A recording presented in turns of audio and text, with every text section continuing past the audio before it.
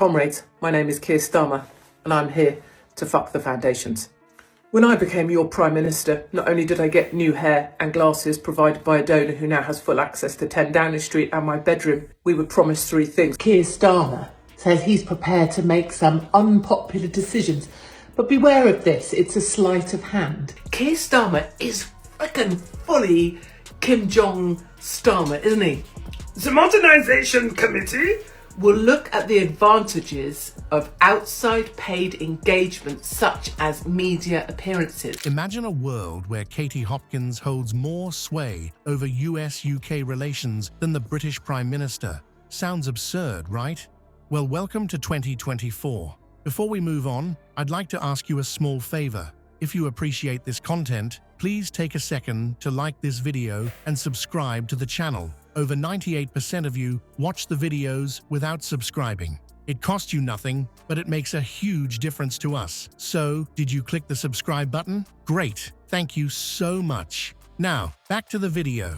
As Donald Trump prepares for his return to the White House, he's made it clear who's in his inner circle, and it's not who you'd expect. Katie Hopkins is reveling in her newfound power, while Keir Starmer is left out in the cold. But what does this mean for the future of international diplomacy? Voting Keir Starmer, the UK Premier. Yes, he's coming tonight. What do you think of him? Some of his colleagues in government are quite critical of you. Well, I'm going to see him in about an hour, so I have to be nice, right? Understand?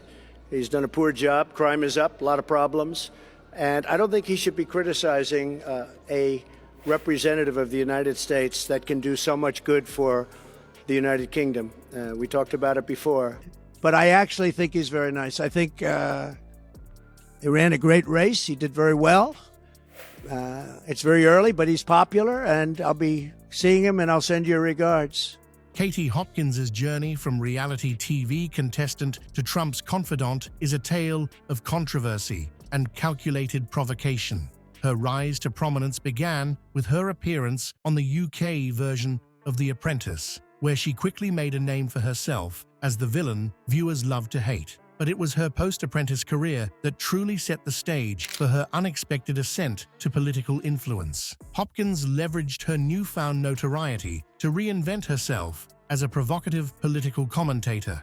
She carved out a niche for herself by taking extreme stances on hot-button issues like immigration, Islam, and obesity. Her inflammatory remarks, often delivered with a smirk and a sharp tongue, earned her both ardent supporters and fierce critics. While mainstream UK media largely condemned Hopkins' views as racist and xenophobic, she found a receptive audience among a segment of the British public who felt their concerns were being ignored by the political establishment. Her willingness to say what others wouldn't or couldn't struck a chord with those who felt silenced by political correctness. It's this very quality that caught the attention of Donald Trump. Hopkins's unapologetic stance on issues like immigration and her criticism of London's first Muslim mayor, Sadiq Khan, aligned perfectly with Trump's worldview.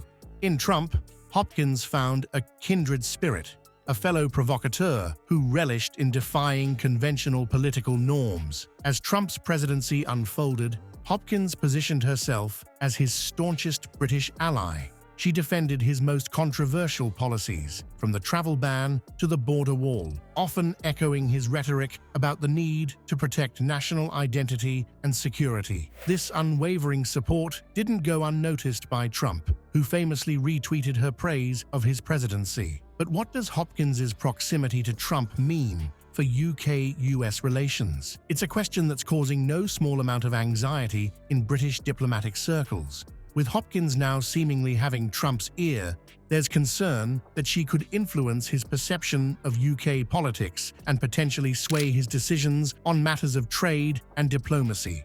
For Hopkins, this newfound influence is nothing short of a jackpot.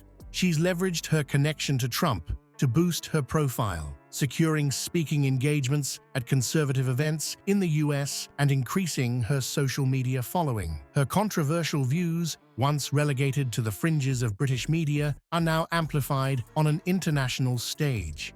As Hopkins basks in her newfound influence, Keir Starmer finds himself navigating treacherous political waters. The Labour leader's cautious approach to US relations is suddenly under intense scrutiny, and his diplomatic tightrope walk with Trump is about to become even more precarious. Could a simple invitation snub derail Starmer's entire political career? Starmer's strategy for handling the Trump administration has always been one of careful calculation. He's consistently criticized Trump's more controversial policies and statements, but has also emphasized the importance of maintaining a strong US-UK relationship.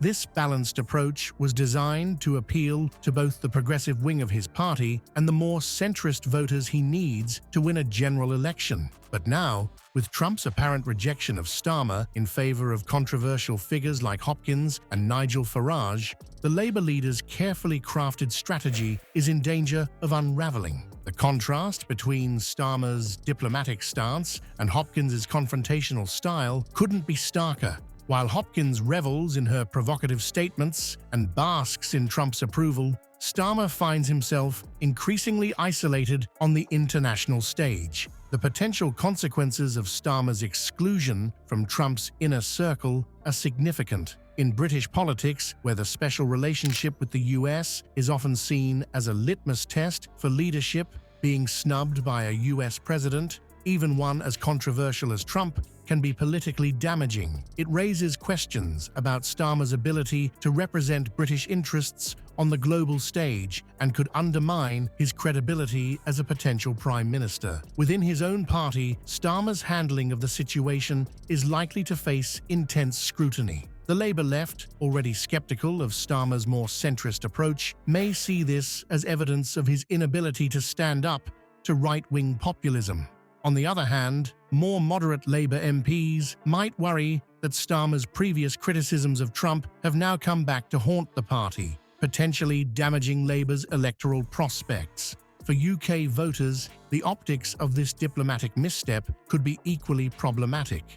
In a country where foreign policy prowess is often seen as a key leadership quality, Starmer's apparent inability to secure a seat at Trump's table might be interpreted as a sign of weakness. It plays into existing narratives about Starmer's perceived lack of charisma and struggle to connect with voters on an emotional level. As the political chessboard shifts, the question remains: could this diplomatic fumble cost Starmer the next election? While it's too early to make definitive predictions, there's no doubt that this incident has handed ammunition to Starmer's critics, both within and outside his party. It's a stark reminder of how quickly fortunes can change in the world of international politics. As the dust settles on this unprecedented diplomatic upheaval, the Trump-Hopkins alliance stands as a stark reminder of the shifting sands in UK-US relations. No longer bound by the traditional chains of diplomacy, this newfound partnership